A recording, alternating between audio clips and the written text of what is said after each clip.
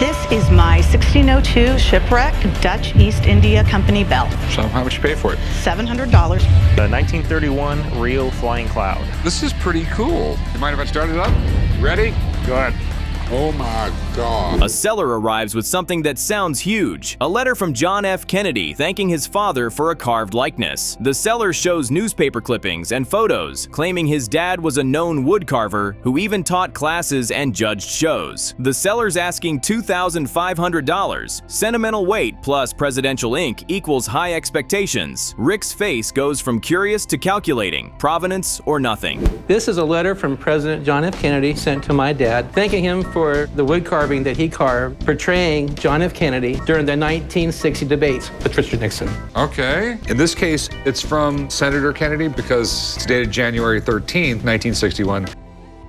They dig into the date and context. The letter's dated January 13th, 1961, which means Kennedy was still a senator. Timing matters. Rick admires the carving's craftsmanship and the Washington Evening Star clipping, but his mind is already on authentication. The seller beams with family pride while Rick quietly starts running through the red flags collectors care about because sentiment doesn't pay the bills. Kennedy was Kennedy standing at a podium. Yes. Here is a picture of the carving. This is an article in the Washington Evening Star, and of course, this was a gesture that President Kennedy used quite often during the debate. And he'd make a point to Richard Nixon, he would point his finger, and this is another one that he carved as well. Rick moves in for a close inspection of the signature and does what experts do, compares ink flow and pressure. The verdict is harsh but precise. This is AutoPen. The seller's hope collapses. A real JFK autograph would be a collector's bonanza. AutoPen is essentially decorative. Heartbreak replaces dollar signs, and the shop returns a beautiful family heirloom to emotional value only. He doesn't have a chance to sign all these things. I mean, there's a million people wanting him to sign his name, so the majority of the stuff is AutoPen. When it's AutoPen, it's not worth money. So what do you want to do with this? I was looking to sell it. How much? I think about $2,500. Okay. An actual letter signed by JFK with some personal stuff? Ethan starts examining the COA and contextual details about Rio Grande and how props were cataloged. He notes that many studio pieces were generic and often lacked unique markings, which complicates a definitive screen-used attribution. Ethan's thoughtful, knowledgeable commentary ramps tension. Provenance might exist, but proving an item is that specific prop demands documentary proof beyond what the seller has. A guy claims he has a sword that was used by John Wayne in one of his biggest movies. So I called a guy who knows a thing or two about John Wayne, his son, Ethan Wayne. What do you got here? Supposedly used by your dad, a sword from Rio Grande. Rick and Ethan decide to call Eddie Marks at Western Costume Company. Eddie's signature appears on the certificate, and Ethan knows the company's practices. This is classic Pawn Stars sleuthing. A phone call to the primary source. If Western Costume corroborates the COA, the sword's value could skyrocket. If not, the seller faces a devastating unraveling of his story. No, I think that when he was first put on film, he wasn't comfortable about the way he walked and talked and looked to himself. So he watched guys like Harry Carey and Yakima Canutt, and he built this sort of on-screen persona. The call confirms suspicions. Eddie explains that the stamp and some certificate elements don't match his company's issued COAs. The document looks cobbled together. Ethan's careful dissection reveals the COA was likely forged or altered, and the seller's collection of similar COAs suggests multiple fakes. The seller goes from hopeful to devastated, a painful but necessary expert takedown. Hey Ethan, how are you? So I'm sitting here with this sword and scabbard, supposedly from Rio Grande, and I've sent you the COA. Ethan, after looking through this certificate of authenticity, that stamp of seller Western Costume and my signature. The seller reacts with genuine sadness. Rick is blunt but fair. This is the flip side of excitement. The truth often dissolves value. The emotional arc, seller proud to sell a piece of Hollywood, then crushed, is classic reality TV catharsis. Meanwhile, the shop staff returns to dealing with everyday chaos, skiba, lunch theft, and the old man's blood pressure over missing sandwiches. Wow. Don't shoot the messenger. No, I'm so devastated. You know, I have 5 more swords with the same COA, and so I have a feeling that all those swords were also fakes. Forgers will do anything to get one over on a prospective buyer.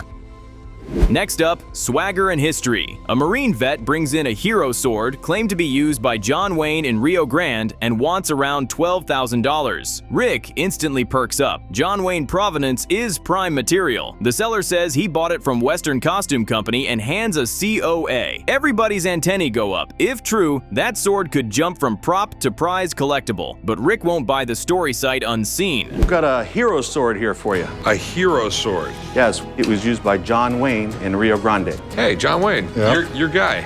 Yeah, he was a hell of an actor. I think they went to the same high school. And I probably would take no less than 10. Rick inspects the blade and notices plating that's not standard for cavalry issue, potentially a Hollywood shine. The seller shows a tag marked 0015. Rick's skeptical but intrigued. Plating could be movie specific or it could be a red flag. He calmly decides to call in heavy provenance. When a sword claims screen use John Wayne, you don't guess, you verify.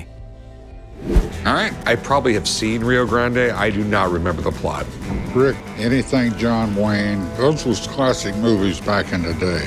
The plots were almost all the same. You know, save the girl, etc., etc. So you don't remember the plot. Rick brings in Ethan Wayne, John Wayne's son, to vet the sword. That's a colossal move. Family authentication weighs a ton. The atmosphere shifts to near cinematic tension as everyone waits to see if Ethan confirms the Duke connection. The seller's confident with paperwork, Rick's hopeful, and the crew leans in because this could be a genuine Hollywood payday or another expert-led reality check. Written on the sword itself, it has this number, 0015. Okay. How much you want? Well, I was thinking at minimum, I'd take $12,000. Whoa. That much, huh? Cutaway to Corey. He admits he lied about business in LA. He's actually picking up a custom Harley. The reveal of the bike from LA Speed Shop is pure joy. Corey's grin, the builder's pride, and the bike's vintage brass details all scream personal art. It's a great character moment. Corey's thrill is as much about craftsmanship as it is about skipping work to relish something he loves. I told everybody at the shop that I had to go do some business stuff out in LA, but that was a total lie. I'm actually sticking around because I just bought a new motorcycle for myself and it's getting delivered. I just wanted a day off to enjoy it. I couldn't think of anything else better to be doing instead of going to work. The builder walks Corey through every detail. A 1947 Springer front end and a 74 cubic inch knucklehead motor. And Corey waxes poetic. This is bike porn. Handmade parts, one-off brass, and obsessive detail. But reality intrudes. Something bends during delivery. Corey's story of my life face lands like comic timing. Love for an object sometimes collides with messy real-world consequences. He's one of the best motorcycle builders in the world, and just having a piece of art built by this guy, it's something that I've just always dreamed to have. It's 1947. It's a stock frame that I modified. It has a 1947 Springer front end. After a tense few minutes, the bike is salvageable. Corey's relieved and still thrilled to ride. Meanwhile, back at the shop, the sword investigation continues to simmer. Ethan's presence and Rick's call for deeper provenance mean this item won't be decided by charm alone. This paragraph captures the show's split personality. Shiny personal passion on one side, meticulous authentication on the other. You chip the paint a little bit here on this, and then bent the mate control on the peg. The grip gripped. Okay, it's all good though. Paint didn't get damaged, it's good.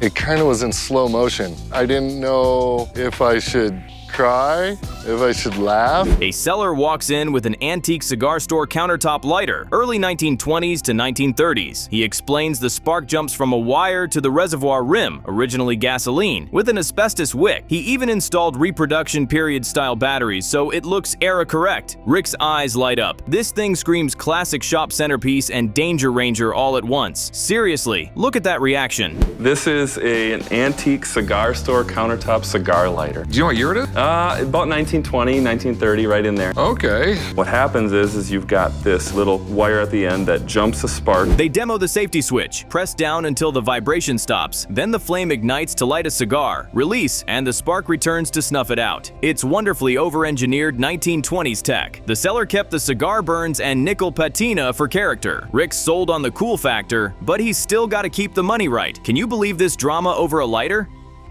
So it actually works. It actually does work. What I've done with it is I've actually put in some reproduction batteries that look like batteries at the time. I want it to look correct. Damn. Negotiation time. The seller asks $1,500. Rick counters $900. The seller tries $1,300. Rick caps it. $1,000, take it or leave it. The seller takes the grand. Boom. Deal done. A true novelty-turned conversation piece. And you can cut this tension with a knife even when the numbers are friendly. That snap close is so Rick.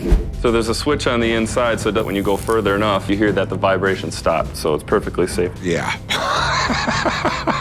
The second you go like this, it'll ignite it.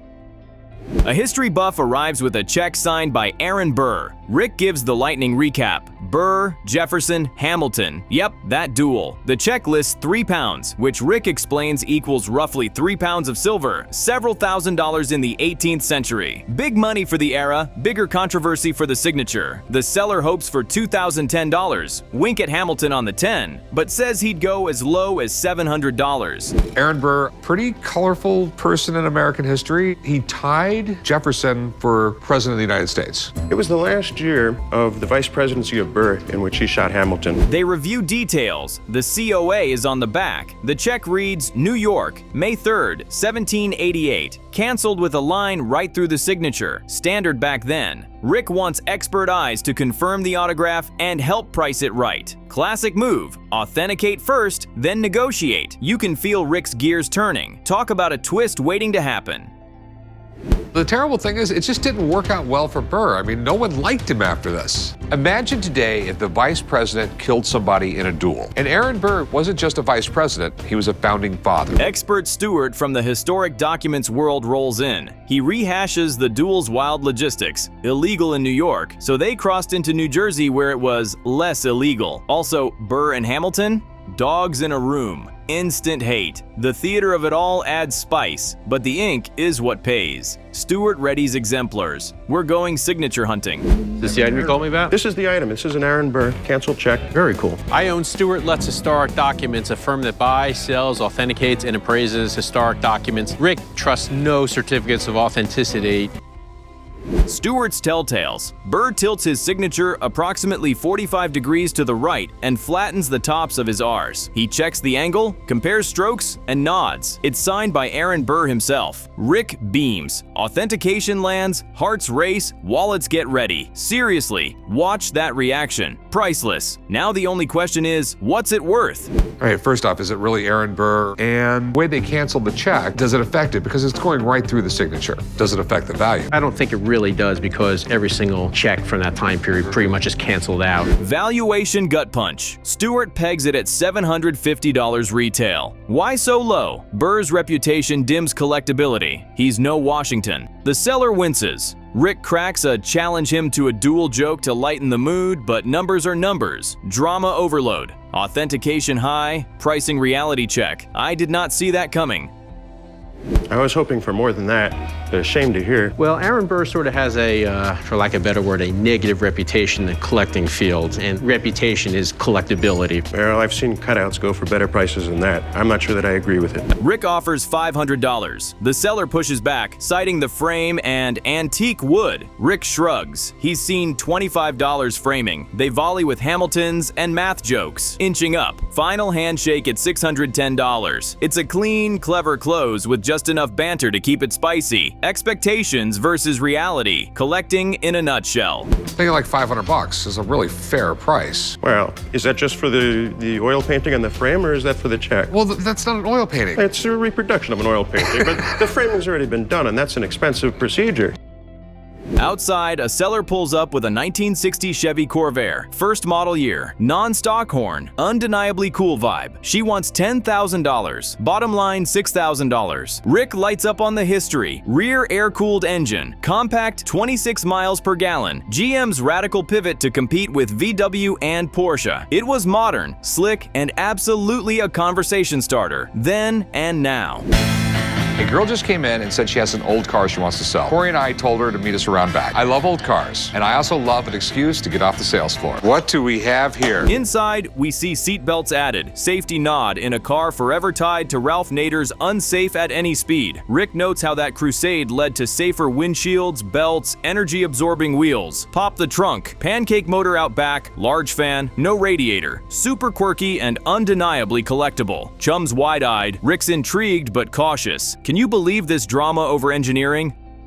I think it was like 26 miles to the gallon. They were trying to go a little Volkswagen-ish. Basically, in 1960, you had Porsche, Volkswagen, and Corvairs were the only ones with the engine in the back. Test drive. Rick immediately feels slop in the steering. Corey fumes that a car for the public should be easy to drive. Rick smells a likely exhaust leak. It looks cool, but the ride's sketchy. He still thinks there's money here. If the price reflects reality, you can cut this tension with a knife. Style versus safety duking it out. A woman brought in a really cool 1960s Corvair, but I wanted to make sure this thing was in good driving condition before I made a deal. So I decided to drag Corey out, take a test drive with it. Different when it came out. I mean, they had to redesign everything to make this car. Back at the deal table, Corey questions the $10,000 ask. The seller says that's what she has into it. Corey fires back. Doesn't matter. She admits it slips out of gear if you're not going fast. Corey deadpans. That's not a selling point. Rick cites transmission problems and weird shifting. Offer lands at $3,000. She can't do it. No deal. Rick sighs. He wanted romance, but it just wouldn't drive. You really need to spend too much on paint, and when she drives, she only slips out of gear if you're not going fast enough. That's not a huge selling point. You're asking too much for this car. A confident seller drops the bomb. This is the Colt 45 that killed Jesse James. Rick and Corey lock in, and the air gets thick. The guy opens with big provenance talk and a number in his head, and you can see Rick fighting the grin. Drama meter already spiking. Can you believe this claim? Let's see if it survives Rick's microscope. Hey, how's it going? Hi, I got something for you. What do you got? This is gonna be something cool. It's a Colt 45 from the 1800s. This gun is the gun that killed Jesse James. It's almost like a drum roll moment, isn't it? Provenance Parade. Dad bought it from Andy Palmer, who got it from Dr. Cornelius of a Wild West medicine show, who got it from Frank James, yep, Jesse's brother, saying it's the gun. The seller even points out a kill notch in the grip. Seriously, look at that reaction. Rick is intrigued, but you can cut the skepticism with a knife. That's damn cool, and I want it. Jesse James was the biggest American cowboy outlaw. Bigger than Billy the Kid, John Wesley Hardin, Bat Masterson. Right. There was a $10,000 reward on his head. Now the reality check. Rick flags the giant elephant. History says Bob Ford shot Jesse, often cited as a Smith & Wesson, not a Colt. Then the gun's heavy chrome and missing Colt barrel address screen problems. Talk about a twist. Legend versus manufacturing facts. The plating's so sloppy it buries the markings. Red flags everywhere. Who said, this is the gun that killed my brother? Seriously? In the Old West, gunfighters would take a knife and put a notch in for every time they killed somebody, killed them dead. Damn, that's pretty grim. Docs time. Old clippings, touring photos. The gun was displayed as the gun that killed Jesse James. Cool showpiece, but Rick deals in facts, not stories. No Colt factory letter, no clean markings, no sale. The seller's hype hits the brick wall of evidence and Rick shuts it down. Drama overload, but cash stays in pocket. Says that he shot him with a Colt 45, and I can clearly document that this was toted around America as the gun. Bob Ford had shows, and he went around the country, and he killed Jesse James 3-4 times a week for years on end. My documentation is different newspapers. Phone rings. Rick lights up like a kid. Steve McQueen's last movie, 1951 Chevy convertible from the Hunter. He's out the door with Corey to inspect. The old man's already bracing for Rick's new toy. Honestly, the excitement is contagious. Who wouldn't chase this? This guy has the car that Steve McQueen drove in his last movie, Hunter. You ever see the movie? No. It's a really good movie. You should watch it. Okay, but anyway, we're gonna go buy the car. Curbside reveal. Clean 51 Chevy convertible. Seller cites estate paperwork tying it to the film. It's sweet. Solid stance, tidy interior. Rick's trying to play it cool, but that grin keeps sneaking out. You can feel the tug of war. Collector thrill versus business brain. to buy a really cool motorcycle that had been owned by McQueen. I'll go 85. It means too much to me. But we couldn't make a deal. If this car is in good shape, I am not going to let it slip away. So this is it, huh? It is. 1951 Chevy convertible that Steve McQueen drove in the movie The Hunter. Details pop. Cassette deck hints at an older restoration. The top is perfect. The car looks driver ready. Seller wants about $40,000. Rick wants facts. Calls in Danny to verify condition before any big check gets written. This is how you do it. Romance the car, marry the numbers. So this was from the movie Hunter. You have the paperwork saying this was in the movie. This was Steve McQueen's car. Yeah, all the documents and everything we have. It was just a movie car. Okay. It came out in 1980. For some reason, I know he crashed the hell out of this car. Enter Danny. He loves what he sees. Sharp restoration, solid panels, clean trunk with certificates, the right kind of paper for movie provenance. He suggests a spin. Rick grumbles from the back seat while Danny takes the wheel. Seriously, Rick's face? Priceless. It's really clean. Sure is, man. The car looks beautiful. You know, and it's not restored to the point where you wouldn't want to drive it. This is a car you can have a blast with, man. Can I see in the trunk? Sure. Got some certificates in here, too. Test drive verdict, smooth throttle, tight steering, no rattles. Danny calls it a rock-solid 8. As a plain 51 Chevy convertible, he puts it in the low 30s, then adds the McQueen factor on top. You can practically hear Rick doing math at 90 miles per hour. That Steve McQueen sat in this seat, held this steering wheel, ran through these gears. Rick, you should feel this. You'd really like it. Yeah, whatever. This car was in such nice shape.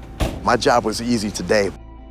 Negotiation time. Rick goes $35,000 cash. Seller counters for a little more. Tension climbs. Then $37,000 seals it. Talk about a win. Watching Rick snag a bona fide McQueen movie car is pure TV candy. The celebration drive? Chef's kiss. Kind of take it from there. All right, so how much do you want for it? 40 grand. It's in the neighborhood of 30, just the way it is. I think Steve McQueen's got to be worth a little bit more. I'll give you 35 cash. I put it down on the money where I kind of needed it to be. Can you come up a couple grand? To what, 37? 37? Back at the shop, Corey and the old man press Rick. Sell the McQueen car, don't marry it. Auction talk kicks in. Rick wants the right buyers, not a curb sign. You can feel the tug. Driver's bliss versus dealer discipline. I knew Rick was going to go buy himself a toy. Now I got to make sure he sells the damn thing. What's the best way to sell this car in a hurry? Well, in a hurry, we could put a sign on it, put it in the parking lot, and sell it for $5,000 real quick. Final play on the McQueen car. Corey finds a perfect Fort Lauderdale auction that has sold McQueen items before. Right buyers, right hype. Shipping costs? Worth it. The old man's parting jab. Will profit in the year 2020. Rick's smile says he knows it'll hit sooner. Drama, jokes, and one iconic Chevy. One happy owner. Now all I gotta do is keep Chum from eating all the gum inside. Hey, Rick, when it comes to Steve McQueen, you turn into a teenage girl with a crush. Are you going to keep the damn thing or are you going to sell it? What's the problem? Cut to Chumlee on a solo mission. A 1980s Atari Centipede cocktail table. It's on free play. The seller flexes a 146,081 high score, and Chum's grinning like it's 1982, because it is his birth year. He loves it, but he's already eyeing condition issues like a pro. So where'd you get this? I got it online about 15 years ago. I had to have it because my girlfriends and I would go into bars and we would sit around and play these games. It kind of stayed with me and it's always been fun. I was born in 1982, so I come from a little bit different time of video games. Numbers clash. Seller wants $500. Chum cites market tops around $700 in great shape and offers $200 due to wear and repairs. Seller drops to $400, but it's still too tight. No deal. Chum walks. Painful? A bit? Smart? Absolutely. It's actually set for free play. Awesome.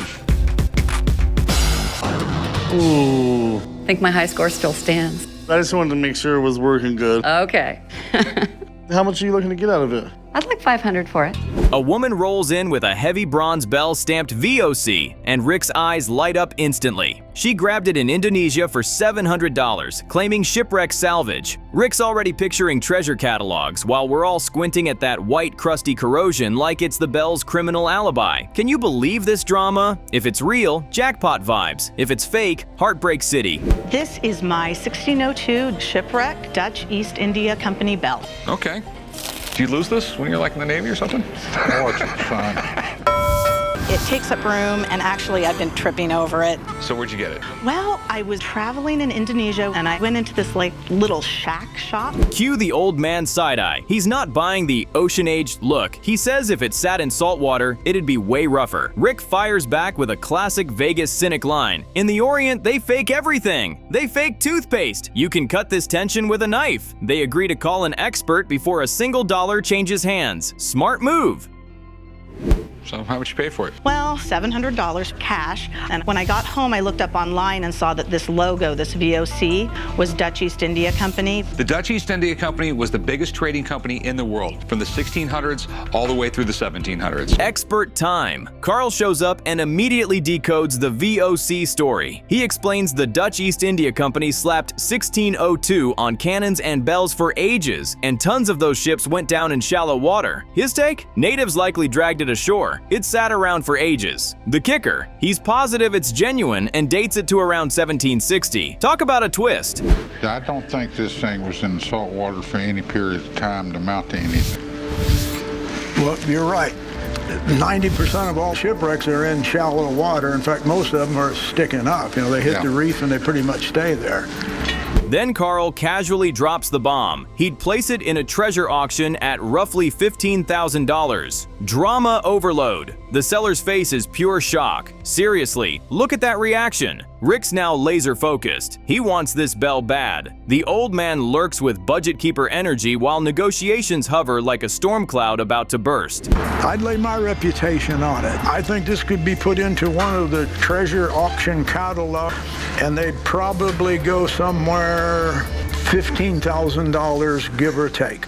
Negotiation fireworks. Seller floats $11,000. The old man fires a brutal $3,000. Rick jumps to $7,000. The back and forth is spicy. $7,200 cash becomes the magic number. Deal. Watching the seller pivot from maybe I keep it to okay, moving expenses paid is priceless. Expectations versus reality, folks. And the shop just scored a trophy.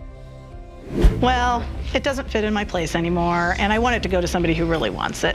So $7,200, deal? Deal. All right, let's go do some paperwork. Come on. All right, young lady. Thank you. I'm moving. This is going to pay all my moving expenses and maybe even get me a big screen TV. Next up, Garage Gold, a vintage roulette wheel unearthed after an uncle passed. Rick's history mode activates. Traveling casinos chased railroad crews, then Prohibition slammed the fun brakes. This piece screams Vegas roots but needs love, cracked finish, flaky lettering. Still, as Rick says, in this town, a roulette wheel sells itself, if the price is right. So do you know anything about it? Don't know anything about it. All right, and back in the day, around 1900, turn of the century, they bought these for casinos, and they also bought them for traveling casinos. Time to gamble on a gambler. The seller wants $1,400 to $1,500. Rick counters with a spin bet. Red equals $1,200. Black equals $1,100. Tension you can slice. The spin clacks, the ball dances, and boom, red. This is why I don't gamble. Rick sighs, handing over $1,200. Seriously, watch that reaction. Pure relief and vacation plans secured. I know if you're in New York and you're caught with this, you're going to jail. Oh, okay. I love this roulette wheel. It's a piece of American history. And being in Vegas, did you want to pawn it or sell it? I was looking to sell it. And do you know what you want for it? A man brings in 2 Scottish blades with family lore. Rick takes one look at the dirk and calls it reproduction. He points out the silver is wrong, the oxidation is turning green, and the decoration's photo etched, chemically done, not hand carved. Ouch. You could feel the disappointment hit like a brick. Expectations versus reality strikes again. Both of them, I'd be able to get at least $4,000 out of it. So do you know anything about these? Yes, I've done some research on these online, and found this one's called the dirk, and this is the dagger. Okay. And they're around the 18th century. So what would you like to do with these? Well, I'd like to sell them. But the second dagger? Now we're talking. The carved ebony handle, silver mount, and a gemstone pommel all look right. The hallmarks on the back will tell the story. Where, who, and when. Rick can't read them confidently, so he rings in an expert. Stakes rise fast. This could swing from yard sale to museum piece in a heartbeat. It's not as detailed, and it doesn't look as good. My guess is your grandpa didn't get this in Scotland. He probably picked this up a lot later, maybe the 70s or the 80s. I wouldn't think my grandfather would pick up something that wasn't authentic. Well, this one I'm confident is not worth anything. Q Jeff Blade Guru. He confirms the form. A proper Scottish skiandoob. The bent end handle meant to sit in the sock for a quick draw. Hallmarks, Scottish thistle, Birmingham, and a lowercase a, dating it to 1900. Value, $800 to $1,200. Can you believe this drama? Seconds ago we had a fake. Now we've got a legit antique with provenance. Earlier, a guy brought in 2 Scottish dags. One of them was obviously a reproduction. However, the other one, I'm really interested in. So I called in an expert to tell me more about it. My name's Jeff. I'm an expert in knives and militaria. If you could just imagine the journey that these items have been on. Haggle time. The seller wants $800. Rick counters $400. Tension climbs. The seller winces. Rick inches to $500. Not a penny more. The pause feels eternal. And then, deal. Seriously, look at that reaction. Half relief, half, could I have gotten 6? Either way, cash talks and the shop lands a solid piece with real history. At the end of the handle here. This is called a cairngorn. It's very common for these stones to fall out and be replaced. Does that affect the value? No. You'll also see that this is mounted in silver, and silversmiths always hallmarked their work.